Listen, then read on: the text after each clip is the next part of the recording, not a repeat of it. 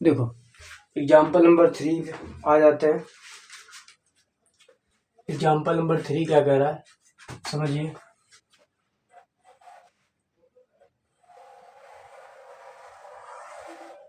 Exercise 1D का example number 3 क्या है समझिए।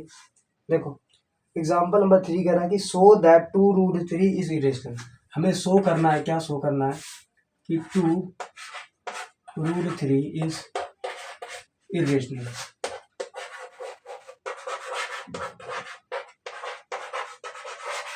ठीक, ये हमें शो करना है। अब यहाँ पर आप मान लो लेट, क्या करोगे, मान लो लेट, अरे यार लेट लिखना है, लेट सेम है ना, लेट 2√3 इज रेशनल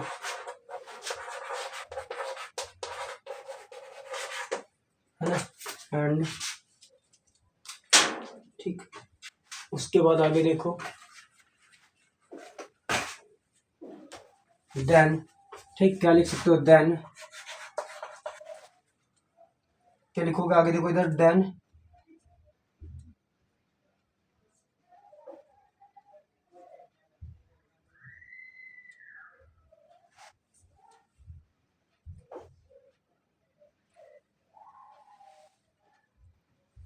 ठीक, तो यहाँ लिख सकते हो।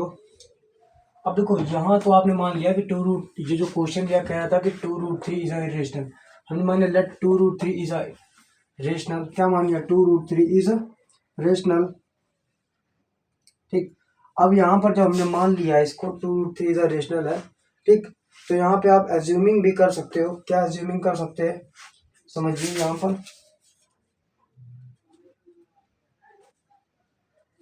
ठीक, तो यहाँ पर आप लिख सकते हो जहां पर 2 क्या है, अगर देखोगे 2 इज रेशनल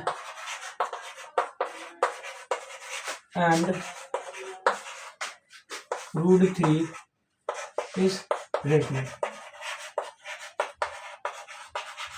मान लिया 2 क्या है, रेशनल है, और √3 भी क्या है, रेशनल है। तो हम क्या लिख सकते हैं इसको, 2√3 मल्टीपल 1/2 लिख सकते हैं। भाई हमने बोला था कि यहाँ पर हम लिख सकते हैं क्योंकि प्रोडक्ट ऑफ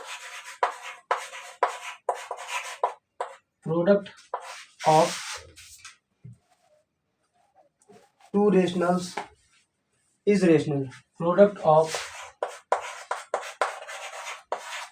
2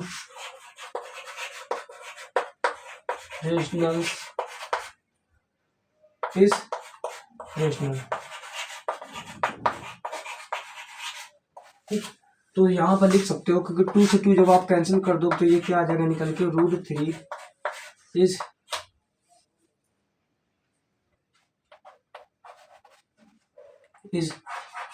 रेशनल। क्या निकल के आएगा, √3 इज रेशनल, ये निकल के आ गया। अब यहाँ पर हमने क्यों लिखा है, क्योंकि product of 2 rational is rational. हमने बताया था आपको एग्जाम्पल नंबर 2 में भी, किसी भी रेशनल नंबर में हम जोड़ते हैं, घटाते हैं, गुणा या भाग कुछ भी करते हैं, सब्ट्रैक्ट, डिफरेंस या मल्टीपल या कुछ भी करते हैं, वो ऑलवेज रेशनल ही रहता है, क्योंकि ये पीछे हम लोग कर चुके हैं। तो लिख सकते हैं √3 इज रेशनल। क्या लिख सकते हैं, √3 इज, जब हमने लिख दिया रेशनल तो लिख सकते हो दिस कॉन्ट्राडिक्स। क्या लिख सकते हो, दिस कॉन्ट्राडिक्स, मतलब ये क्या है, कॉन्ट्राडिक्ट का मतलब होता है ये विरोधाभास है।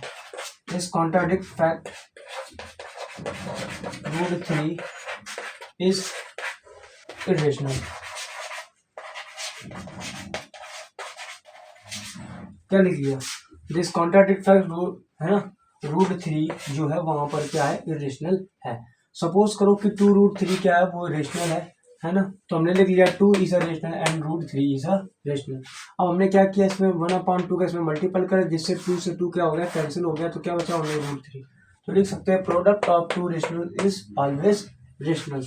तो हमने फिर आगे क्या किया, √3 इज रेशनल है ना, तो लिखेंगे this contradicts fact √3 is irrational. ठीक, अब आगे जो डेफिनेशन होती है उसको हम लिखेंगे, उसके बाद हम आगे देखते हैं क्या है। ठीक, आगे जो हमारी डेफिनेशन है उसको हम लिखते हैं, ठीक है। क्योंकि बिना डेफिनेशन के वो काम पूरा नहीं होगा।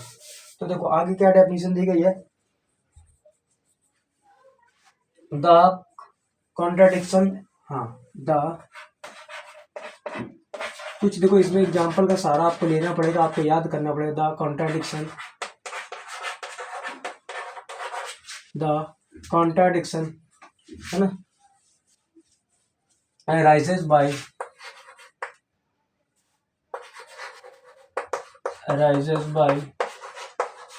assuming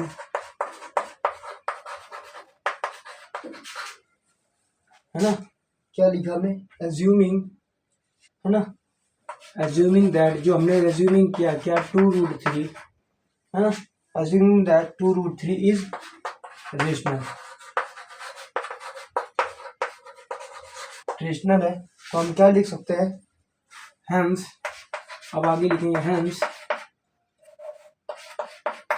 2√3 is irrational।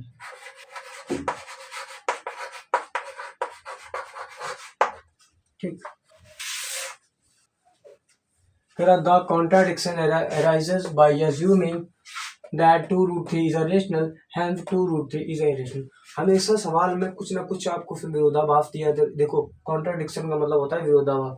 तो कभी कभी कुछ चीजें हमको मतलब हम मान लेते हैं वो असत्य होती है, लेकिन कुछ समय के लिए मान लेते हैं कि हाँ ये सत्य है, लेकिन बाद में उसको हम प्रूव क्या कर सकते हैं, सत्य प्रूव कर सकते हैं, लेकिन वो चीज होती क्या है, असत्य है।